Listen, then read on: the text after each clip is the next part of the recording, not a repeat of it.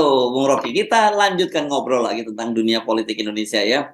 Kalau tadi pagi kita bicara soal public policy yang makin nggak keruan, sekarang kita bicara soal politik ini.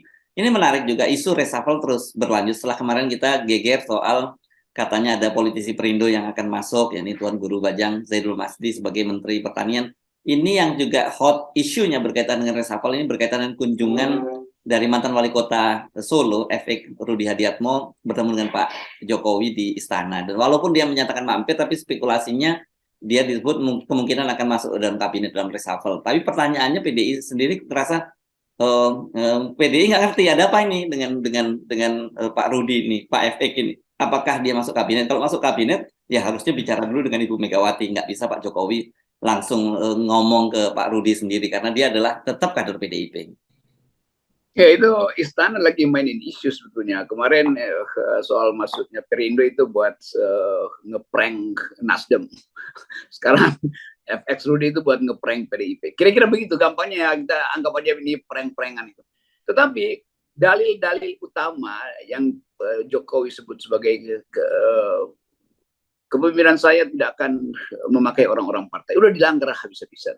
Jadi apapun yang dilakukan di kabinet itu yang akan masuk adalah orang partai. Dan kita tahu orang partai itu separuh berpolitik di dalam merampok anggaran.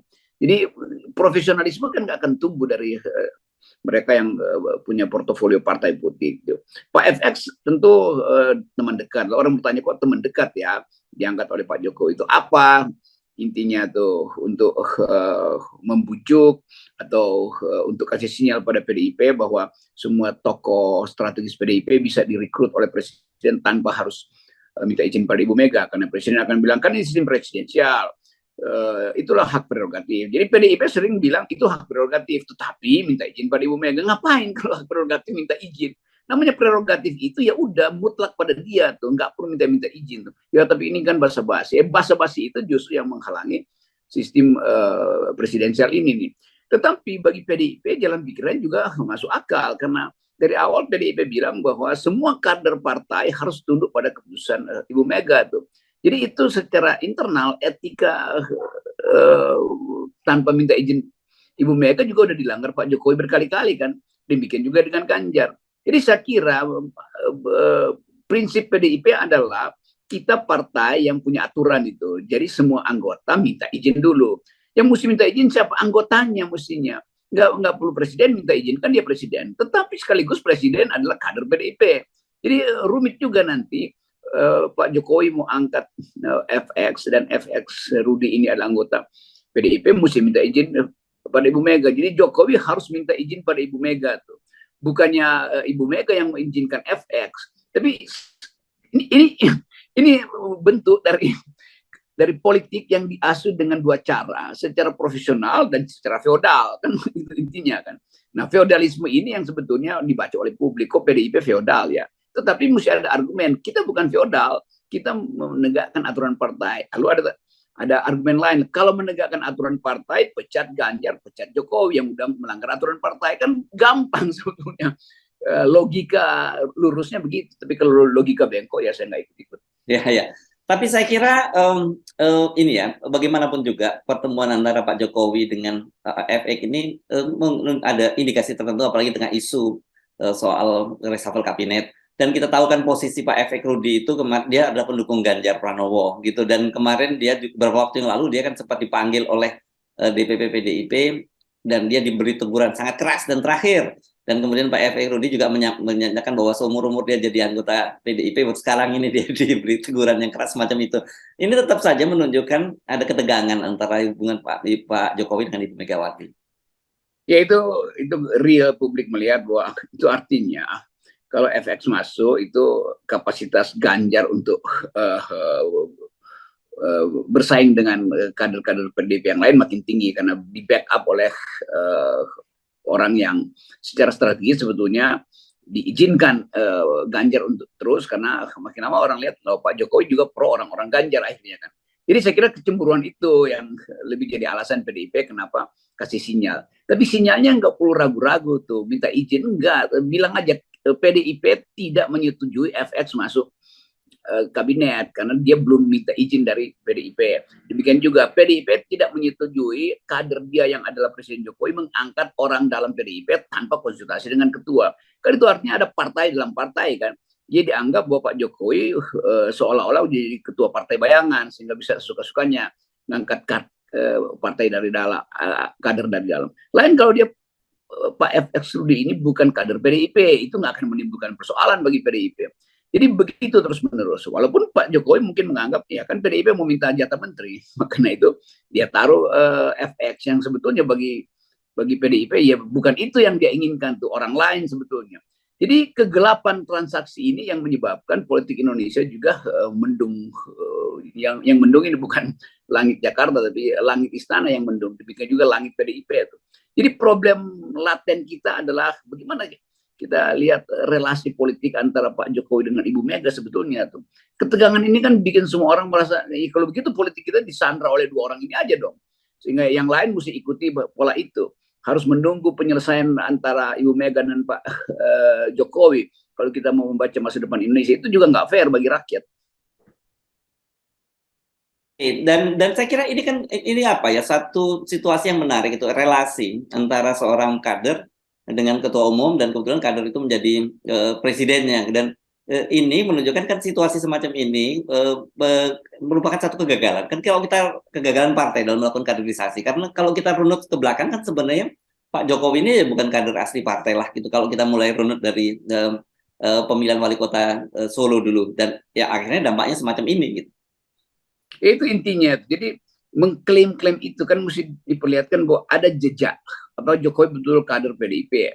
Bukan kayak Jokowi udah moncer dulu baru dilirik oleh PDIP itu. Bukankah dari awal bukan Pak Jokowi yang diinginkan oleh PDIP? PDIP ingin Ibu Mega. Tapi Pak Taufik Kimas mungkin punya big data mengatakan ya udah Jokowi aja tuh. Kan kita mesti baca juga jejak perdebatan soal kekaderan Pak Jokowi di situ kan. Tapi lepas dari semua itu, kita ingin supaya betul-betul politik itu dilakukan secara rasional lah. Dan orang juga bertanya, memang ada kapasitas apa pada Pak FX sehingga dicalonkan oleh Pak Jokowi itu. Dan Pak FX juga nggak menerangkan apa-apa sebetulnya. Tetapi tentu ada info yang preempt pada PDIP bahwa akan diangkat sebagai menteri. Ya mungkin juga baru info, tapi PDIP langsung bereaksi itu. Saya memahami reaksi itu adalah reaksi urusan internal partai. Tetapi kalau nggak ada kaitan dengan Ganjar itu juga nggak benar. Pasti kan ada kaitan dengan pencalonan Ganjar di luar PDIP itu. Jadi sekali lagi ini tinggal ya setengah tahun atau bahkan tinggal 3-4 bulan itu harus ada kepastian. Dan Ibu Mega tentu terus-menerus bikin kontemplasi, dan sinyal bahwa Ibu Mega makin tidak suka pada Pak Jokowi justru terlihat dari penolakan PDIP terhadap pencalonan atau potensi pencalonan FX Rudi itu oleh Jokowi. Ya. Dan ini mengkonfirmasi kita bahwa hubungan mereka ini, hubungan antara Pak Jokowi dengan Ibu Mega itu sampai sekarang masih terus mengalami eskalatif lah begitu ya. Ya, eskalasi yang harusnya dipecahkan eskalasi itu. Karena ini menjegal orang lain untuk membayangkan Indonesia itu. Jadi kan seolah-olah politik itu cuma urusan PDIP atau urusan internal PDIP itu. Kita nggak boleh kasih sinyal itu tuh. Kita hargai prinsip di dalam PDIP bahwa aturan partai harus ditegakkan. Karena itu kita minta Ibu Mega bersikap lebih decisif gitu. Putuskan aja siapa calonnya atau larang aja, kasih sanksi pada Ganjar tuh atau pada FX Rudi. Tapi kan kalkulasinya kan panjang gitu. Jadi selama kalkulasi Ibu Mega tidak final, itu artinya beliau masih memikirkan juga kemungkinan Ganjar dicalonkan PDIP kan. Jadi hal-hal begitu kan yang bikin kita anggap ya kok Ibu Mega nggak pernah final ya, kok agak berubah prinsip Ibu Mega tuh. Kan dari awal Ibu Mega bilang bahwa semua harus tunduk tuh. Ya kalau ada yang nggak tunduk kenapa dibiarkan? Itu gampang aja. Oh iya karena kami belum ada momennya. Iya momennya gampang. Nanti panggil lagi Ganjar kan, kalau Ganjar hari ini dikasih disiplin, kartu anggotanya dicabut misalnya. Nanti kalau akhirnya PDIP bilang oke, kami udah bikin evaluasi dan Ganjar memang berhak untuk mencalonkan, ya udah dipulihkan aja kan, gampang aja kan. Tapi Ya, jangan diputer-puter sehingga orang akhirnya nyinyir pada PDIP. Padahal saya berharap PDIP itu tetap tumbuh sebagai partai yang mengasuh politik nasionalis versi Soekarno itu, karena itu tetap dipentingkan. Jadi itu sebetulnya kejelasan itu yang kita tunggu hari ini. iya, iya, iya. Ini menarik kita amati karena begini, Bung Rocky, bagaimanapun juga sebagai partai pengusung dan kader yang menjadi presiden kan kita tahu sekarang ini portofolio dari PDIP di kabinet tuh ya nggak terlampau prestisius gitu ya, Bung Rocky. Dan kemarin juga misalnya ada satu, kita ingatkan ketika Menpan RB Cahyo Kumolo meninggal dunia, itu kan yang kemudian menggantikan kader, bukan kader, sebenarnya bukan kader asli PDIP. Azwar Anas ini kan politisi PKB gitu yang hanya kemarin sempat menjadi PDIP ketika dalam pilkada di Jawa Timur. Tapi akhirnya yang ditunjuk oleh Presiden Jokowi itu justru Azwar Anas ini ya. Dan kemudian kalau sekarang ini kemudian betul Pak Efek Rudi masuk ke dalam kabinet, kan kita tahu juga sekarang posisinya Efek Rudi ini sedang tidak baik dengan DPP PDIP. Gitu. Itu yang saya anggap tadi, Pak Jokowi tidak etis sebetulnya. Kalau dia Ya. kader partai, ya etis sedikit lah. Dan ini artinya kalau saya terjemahan secara lebih terang-terangan, Jokowi lagi memecah belah PDIP, kan itu Ya. yang terlihat begitu. Kita mau sembunyikan sebetulnya istilah tadi, tapi ya udahlah itu yang terjadi itu. Karena udah 2 tahun ini Jokowi kasak kusuk supaya berupaya untuk punya kader atau tangan-tangan alternatif di PDIP, dan Ibu Mega tetap merasa bahwa disiplin partai adalah tanggung jawab dia sebagai ketua umum. Kan sinyal-sinyal itu udah terang-terang di publik. Dan kalau Pak Jokowi ingin punya partai, bikin aja sendiri kan. Bikin aja PDIP perjuangan. Nah itu dua perjuangan tuh. Rekrut aja Ganjar, rekrut Pak FX, bikin PDIP sendiri tuh. Jadi jangan merusak sesuatu yang dibayangkan indah.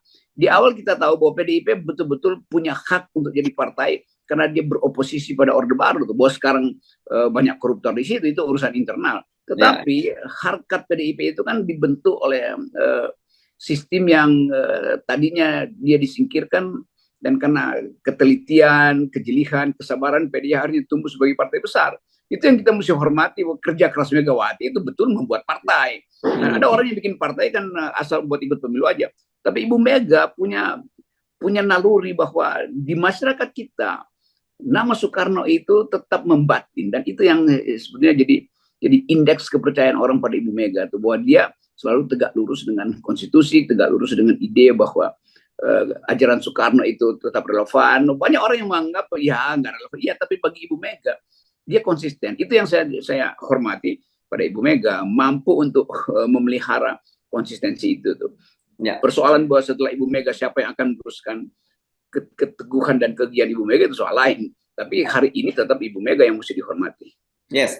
Dan saya kira kita tunggu apakah betul kemudian terjadi reshuffle dan kemudian Efek Rudi itu masuk dalam kabinet Pak Jokowi.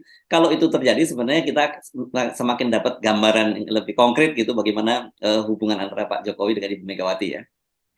Iya, itu Pak Jokowi pada akhirnya mempersiapkan kudeta ke Megawati. Sebetulnya kasarnya begitu kalau kita merumuskan dengan satu kalimat atau mau dibikin judul FNN hari ini, Jokowi siap mengkudeta Megawati, dan kita taruh data-data awalnya. Ini kan gampang aja. Dan ini semuanya analisis tuh. Bukan kita ingin adu domba, tapi kita mau lihat gejala ini betul terlihat bahwa ambisi Pak Jokowi adalah mau mengambil alih PDIP dengan mengalihkan kader-kader strategisnya masuk ke istana tanpa izin atau tanpa senyum dari Ibu Mega lah kira-kira. Ya, berarti ada 2 kudeta dong Bung Rocky, karena satu yang sekarang lagi banyak disoroti termasuk oleh yang dibocorkan oleh Rizal Ramli, yakni kudeta konstitusi dengan menunggangi wacana kembali ke UUD 45 untuk memperpanjang masa jabatan, dan sekarang kudeta terhadap PDIP. Iya, ada juga yang udah orang lupain kudeta Muldoko pada Demokrat itu. Jadi kita tidak membiasakan diri untuk membangun sesuatu atas dasar ide kita sendiri itu. Jadi mengkudeta kan yang ngambil punya orang itu soal gitu. Lain kalau kudeta itu diarahkan pada pemerintah yang betul-betul busuk dan buruk, nah itu kita pro. Yes, oke. Dan kita tetap selalu pro-nya dengan 0%. 0% itu adalah dalil etik demokrasi. Yes. Oke. Thank you, Bung Rocky. Yeah.